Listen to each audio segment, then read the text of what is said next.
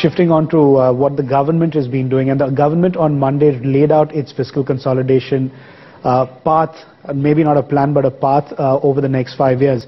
How much comfort does the Reserve Bank of India draw from these statements coming out of New Delhi?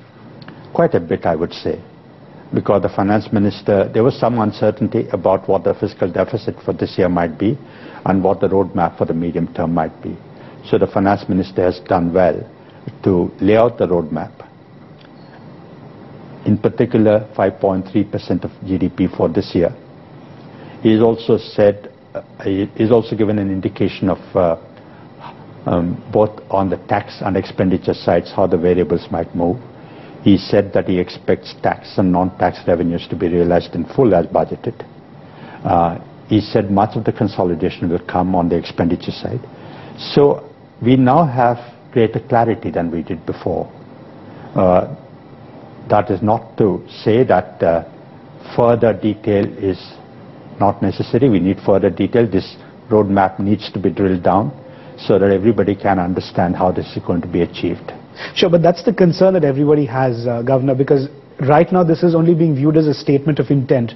This whole, getting down to 3% by FY17. The details haven't been given, so the market and essentially most people or most stakeholders haven't bought fully into that 3% number. So would you say that is really the concern, and that you'd like to see more action on the ground if the RBI must be convinced by way of monetary policy action to support fiscal policy? Not just for the RBI to support fiscal policy, that we always will do.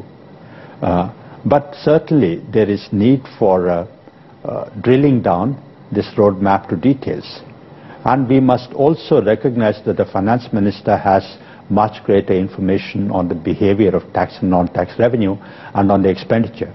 And I'm sure that when he made that statement on Monday, he would have taken that into account. So in course of time, as they come out with the midterm budget in the winter session of the Parliament, we'll have greater clarity on expenditure and on the tax side. And also, Governor, on the supply side constraints that you'd like to see addressed and you've spoken of in detail, what do you believe are the issues that need to be addressed on an urgent basis? I'll only reiterate what I said, which is that supply constraints need to be eased. Supply constraints are mainly in infrastructure, both in the quantum of infrastructure and the quality of infrastructure. Then there is a whole lot of governance issues. We read about them in the media, about permissions and approvals at the central government level, at the state government level, and at the project site, which is in the realm of the district administration. We need to see that the investment environment is more conducive and more efficient to inspire the confidence of investors and make their life easier. On the current account deficit front, how worrying does the situation look to you in terms of the quality of inflows that are currently plugging the gap? Well, first on the current account deficit itself, last year it was 4.2% of GDP, historically the highest. This year, first quarter was 3.9%. We expect that this year will be lower than last year, although I must admit that the second quarter trade numbers, which are in the public domain, show a higher trade deficit, but we expect that the invisible flows to some extent will soften that. Reserve Bank's analysis shows that given a 6 to 8% growth of the economy, a sustainable current account deficit lies in the range of 2.6 to 2.8% or 2.4 to 2.6%. We need to bring it down to that level. That cannot happen in quick time. That takes time. So the more immediate question is that given that the current account deficit is going to be at this level, just below 4%, how do we finance it? We need to finance it with stable long-term flows and non-debt creating flows to the extent possible. That's been the endeavor of both the government and the Reserve Bank. On the asset quality situation at banks, sometime back you did say that the situation is of concern but not alarming. At least 2 quarters have passed since then. The situation's not got any better. Would you say we are at a stage right now where you are beginning to get a little worried? I would say that it has deteriorated, but I would still maintain that it is a matter of growing concern, not concern, but growing concern, but still not alarming. Okay, so the bottom line is that our stress tests show that even under extreme stress, our banks are quite resilient. Their capital is adequate to withstand shocks of asset quality. That is not to say that the asset quality is good or safe. It's deteriorating. As we said yesterday in the policy document, NPL level had deteriorated from 2.9% in March 2012 to 3.2% in June 2012 and is continuing to worsen. So we need to pay greater attention to that. Both the Reserve Bank as the supervisor and commercial banks as the lenders need to pay greater attention to that. Part of it is, of course, due to the economic downturn, which is to be expected, that asset quality will deteriorate. But there are a number of factors which are within the control of the commercial banks, and that's what we are focusing on. Banks, yes, at the press conference just before your press conference, in our interaction with them, they said that any benefit that they've got from the CRR cut has got offset by the increasing in provisional requirements on standard assets that are restructured. What would your comments to that be? Because their view is that, at the end of the day, it's worked out to nothing at all. You would expect banks to say that, right? If they didn't say it, they wouldn't be bankers. But our numbers show that CRR cut had pumped in liquidity of 175 billion rupees. That's in the statement yesterday. The additional provisioning norm, raising the provisioning for restructured standard assets from 2% to 2.75%, will put a burden of about 25 billion rupees. So in relative terms, that is small.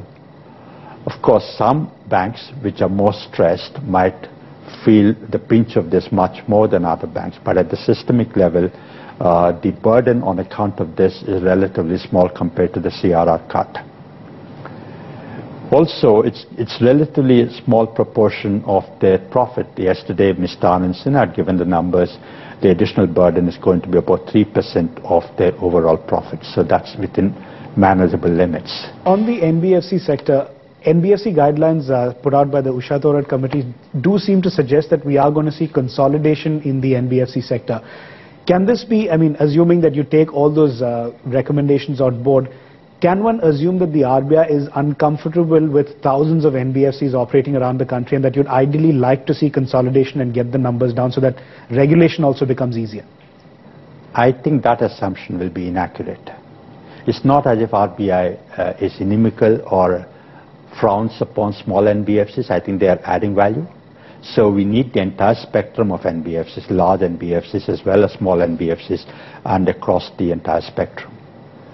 What the Usha Thorat committee said, as I understand, is that regulatory attention must be focused on larger NBFCs which have systemic implications.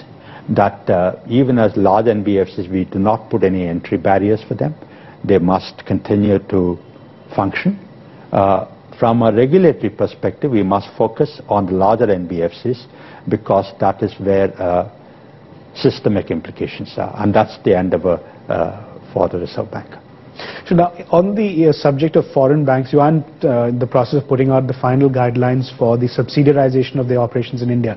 Now, many foreign banks have represented, I think largely to the International Institute of Finance, that the creation of subsidiaries in various geographical jurisdictions creates capital ponds which ultimately becomes, or rather leads to the inefficient use of capital. Now, of course, the RBI is just one stakeholder in this entire, play out. But can we expect that you will make some sort of relaxation and not give greater benefits to WOS models and extend the same benefits to branch model as well, simply because of this capital issue? Well, on the capital issue, or indeed on the merits and demerits of wholly owned subsidiary, WOS against the branch model of presence for foreign banks, we've listed all of them, we've discussed all of them in our discussion paper. So our discussion paper is quite balanced as between the merits and demerits. Our assessment was that on balance, the benefit cost calculus of a wholly owned subsidiary is higher than a branch model. Around the world, there are different models and different experiences. So every country has to decide its policy depending on its own context. On the specific point you raised about capital ponds and capital impounding, you must recognize that even under branch presence, we mandate foreign banks with banks in India to bring in capital. I think that's about $25 million or something to that effect. So merely because we're shifting from a branch model to a subsidiary model, the capital impounding problem will not get any more accentuated. And how soon before we see final guidelines on that one? Well, it depends on some of the outstanding issues being resolved, particularly on the tax implications of conversion from a branch to a wholly owned subsidiary. Depending with the government, as soon as those issues are brought to a logical closure, we will be able to issue guidelines on this. Also on the issue of priority sector lending norms for foreign banks, where it's been recommended that banks with 20 branches and more have the 40% priority sector lending limit and be made to do it directly. Most banks have said that they are not in a position to do direct lending, that they'd rather go back to the old model of subscribing to NABARD and SIDBI bonds. Also the other aspect that, banks with less than 20 branches do not need to adhere to these norms. Somewhere are you telling the small banks that, look, it's better you stay small in the country and, somewhere punishing the bigger banks who've actually grown beyond a 20 branch network? Oh, not at all. We are not. Our intention is not to penalize bigger banks or encourage smaller banks to stay small. Our endeavor has been to see that foreign banks which operate in India take on development obligations at par with domestic banks. On the specific question of this threshold of 20 branches, the idea was that foreign banks which have a larger presence must take on the full obligations at par with domestic banks. And in the grievances or in the discomfort that foreign banks have expressed, I see a lot of fear of the unknown. They're unable to see the potential opportunity there in the priority sector. So once they see that, we hope that they will bring their international experience into our priority sector lending, provide sufficient competition so that the entire banking sector becomes more efficient in providing priority sector lending. So I would think that the apprehensions of the foreign banks are somewhat unfounded. And as they start getting deeper into the priority sector lending, they would actually be happy that we had put this mandate on them. All right. Just one last word, Governor, on the issue of new bank licenses. There have been some officials from the Finance Ministry who have said that the amendments to the Banking Regulation Act are not necessary, that they will stand and, stand guarantee to some of the issues that the Reserve Bank of India has. The RBI can go ahead and issue licenses in the interim till such time the BRA is amended. How comfortable is the RBI with an arrangement like that? Well, wherever you've heard this, whatever your sources are, that's a point of view. But the Reserve Bank's point of view has been that in as much as we are allowing corporates into the banking sector, the Reserve Bank needs to have more power, more authority, for example, for superseding the board, for approving acquisition of shares or voting rights beyond 5%, for supervision of the group, consolidated supervision of the group, which is necessary.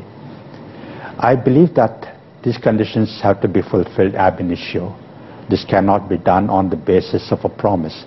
The rules of the game have to be clear, not just to the Reserve Bank, even to the potential applicants.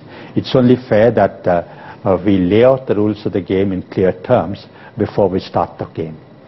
All right, Governor, thanks very much. Thank you very much indeed, George, and my best wishes to you and all your viewers for a happy Diwali. Thank you, Governor, and wish everyone at RBI the same. Thank you very much.